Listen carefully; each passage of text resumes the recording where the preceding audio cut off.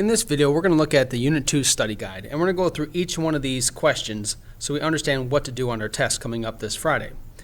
So it says, here's a list of things that you need to know to do well in a test. Number 1, be able to tell whether or not a table represents a proportional relationship. So here we're giving 4 tables. We have to define which one and which ones are not represent a proportional relationship. So first of all, we have 0, 0. That's fine because that means it goes through the origin. Then we have 2, 4, 3, 9, and 4, 16. I'm looking, what do I multiply my first column, usually the x and the y, the x by to get y. And 2 times 2 is 4, so that means it have to be timesing by 2 because 4 divided by 2 is 2. And then 9 divided by 3, that's 3. You're multiplying by 3 here. Because these two numbers are different, that's not a proportional relationship because you don't have a constant of proportionality. Second one, 0, 0, 2, 6, 3, 9, and 4, 12. We can see we're multiplying by 3 on each one of these. Because we're multiplying by the same number, that's yes, and it's got a constant of proportionality of 3. Now, we know the last two are not, but let's briefly talk about why. We have 0 and 12 and 0 and 6. Right here, these first numbers, 0 times what gives me 12? There's nothing I can multiply 0 by to get 12 or 6. For that reason alone, these are not proportional relationships. But in any of these, what you can always do, your k value is y divided by x. So when you check that, it has to be the same for all of the numbers. In our second one, it does. If we look at these others, it does not. We do 12 divided by 2, I get 6, or 15 over 3, I get 5. So here we got different numbers. Those are other reasons they are not proportional. You have to have y divided by x has to be the same for all the numerical values except for 0, 0. Secondly, we have be able to look at a graph of a relationship and tell whether or not it's a proportional relationship. So we have 4, it says tell whether or not the graphs represent a proportional relationship. We have 4. We're going to write yes or no. Okay, so our first ones, we have a series of dots. Now if I were to draw a line through these dots, there's 2 things I'm looking for. Does it create a straight line, and does it go through our origin point?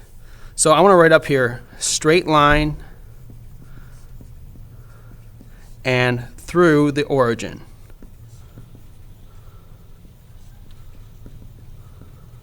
Okay, so here, the first one, straight line through origin, that's going to be a yes. The second one, we can see it's up like 5. It starts right here, so that's no because it doesn't go through the origin. Our next one, we have a series of dots, so I'm going to try and draw them together. I can see I got an upward moving curve, but it does not go through the origin here, so that's no again. And our last one, it's a straight line through the origin, so that's yes. So the key there, straight line through the origin. Number 3 says be able to identify proportional and non-proportional equations. First, I have an example. What is the constant of proportionality in the equation c equals 4.50 times b? Well, I have k is equal to 4.5 because remember, the general form of an equation is y equals kx. A variable equals a number k times x. So here our k value is 4.5. We want to give 2 examples of proportional relationship equations and 2 that are not. So we have 1, 2, and 3, 4 here. So we're going to split these. If it's proportional, it has to be in the form y equals kx. So I could put y is equal to 3x. That's an example. Or I could say y is equal to 1/2 x. That's the same thing saying x over 2. Remember, multiplying by 1/2, same thing as dividing by 2, so that means the exact same thing. We could have something like the distance equals 5t. Distance equals the rate times the time. Anything that's a variable times a number that's times another variable, that works. Okay, examples that are non-proportional relationships. Well, first of all, we can't have any adding, subtracting. So if we have y is equal to 2x plus 3, that adding makes it not proportional. Or if we add y is equal to 2x minus 3, that subtracting is not proportional. So in addition to adding, subtracting, we also cannot have squares, like y is equal to 2x squared. That squared makes it not proportional. Or we did area of a square, area is the side length squared. That makes it not proportional, that's squared. Or volume is s cubed. Another example of something being not proportional. So on this first page here, we looked at tables, graphs, and equations. Very basic. So remember, if it's a table, it's got to have a constant proportionality. If it's a graph, straight line through the origin. And if it's an equation, it has to be in the form of y equals kx.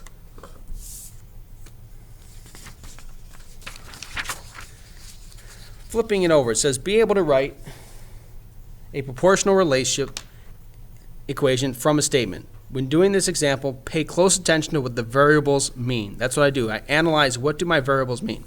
So example A, Mike walked at a constant speed, so we know we have a constant here. He walked 1 mile in 20 minutes. Which of these equations represents the distance in miles that Mike walks in t minutes? We should have t minutes. So we have distance, we have d and t.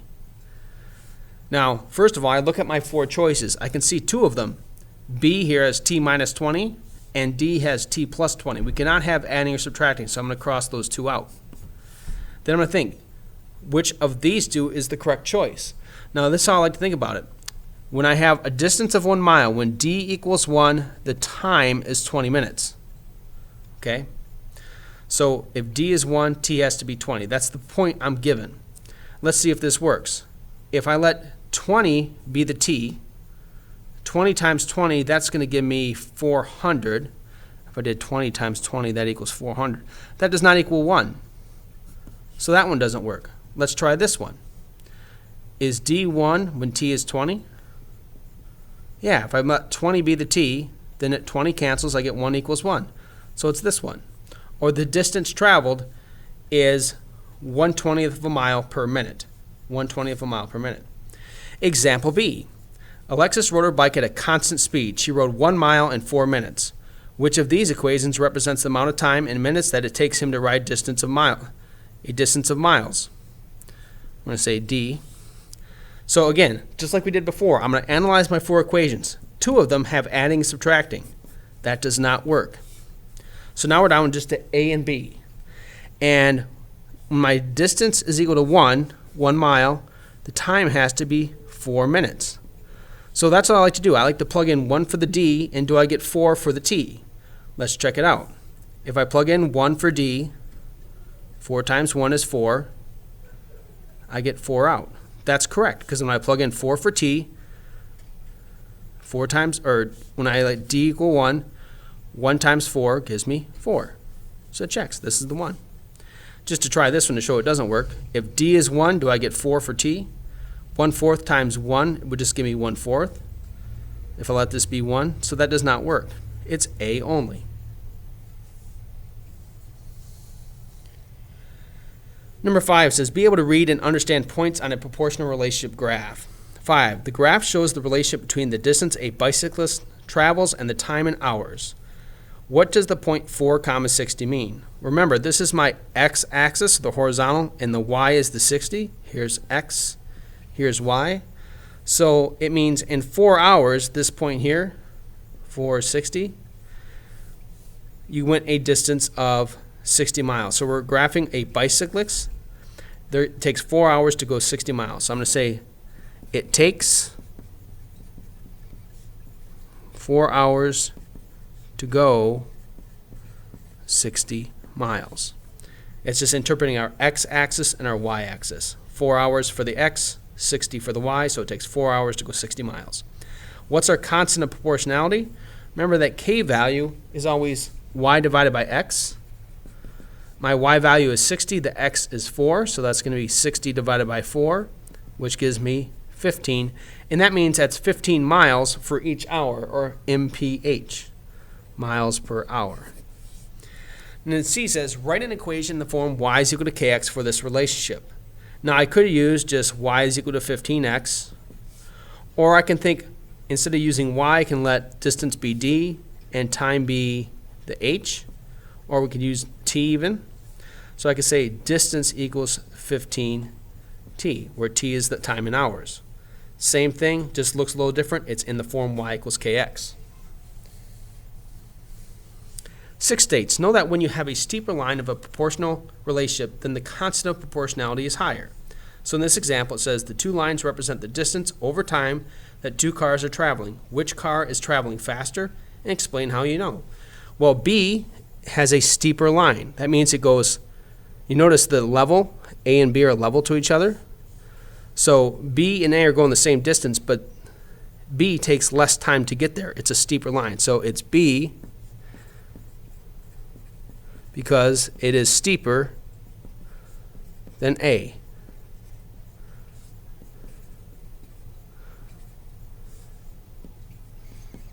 B because it's steeper than A. It takes less time to go the same amount of distance. Next step, we have 7.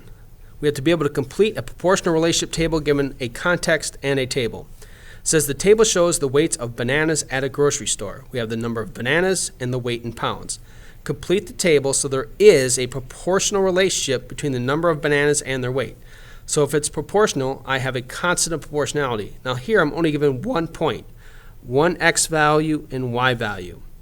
So what I'm going to do is get my constant of proportionality by taking 1.6 and dividing by 5, the Y over the X. So in this case, 1.6 divided by 5 gives me 0.32. Now notice, I don't have 1 here in the banana column. It would be 0.32 if I had 1, but I have 3. So I'm going to multiply all these by 0.32. 3 times 0.32 is 0.96. And 12 times 0.32 is 3.84. So when you have to fill in the table with decimals, you got to get that constant proportionality and multiply it by what's in the first column to get the second number. And our last one, 8. It says be able to interpret the graph of a proportional relationship given a single point. So it says the graph shows the cost C in dollars. So this is money in dollars. That's our y-axis of peanuts. And the dollars of W pounds. So this is pounds. That's our x-axis. We're going to select all the true statements. Now notice we're only given one coordinate pair, one set of x and y values. A says 2.5 pounds of peanuts cost $1. 1 pound of peanuts cost $2.50. 5 pounds cost $12.50. 9 pounds of peanuts cost $19.50. And the 0.410 is on the graph. So all of these relate to different points that will be on our line. Which ones are true, which ones are false. The first thing I need to know is what is my K value. That K, or the cost per pound, I'm going to take $17.50, that's my Y, and divide it by 7. $17.50 divided by 7 gives me $2.50. What that means in the context of this is it's $2.50, that's my dollar per 1 pound. It's my unit rate of the cost per pound. So does 2.5 pounds cost $1? No, it does not. It's $2.50 for 1 pound. So we cross out A, that's not true. 1 pound of peanuts costs $2.50. So it's B. Let's look at C. Do 5 pounds of peanuts cost $12.50? If we know it's $2.50 a pound, I have to multiply by 5. So I'm going to check 5 times $2.50. Yeah, because 5 times $2.50 gives me $12.50, so that's true. Now remember, that represents another point somewhere on this graph. This would be like 5 and $12.50. When the x value is 5, the y value is $12.50.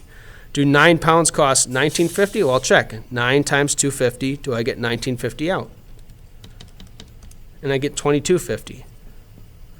So no, that is not one point that's on this graph.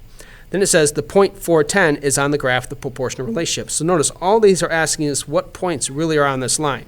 So when I have 4 pounds of peanuts, is it cost $10? In other words, is 4 times 250, that's my constant proportionality. Does that equal 10? 4 times 250 is 10. So that's true. That's like having 4 pounds of peanuts cost $10. All of those are on that line. So we have B, C, and E.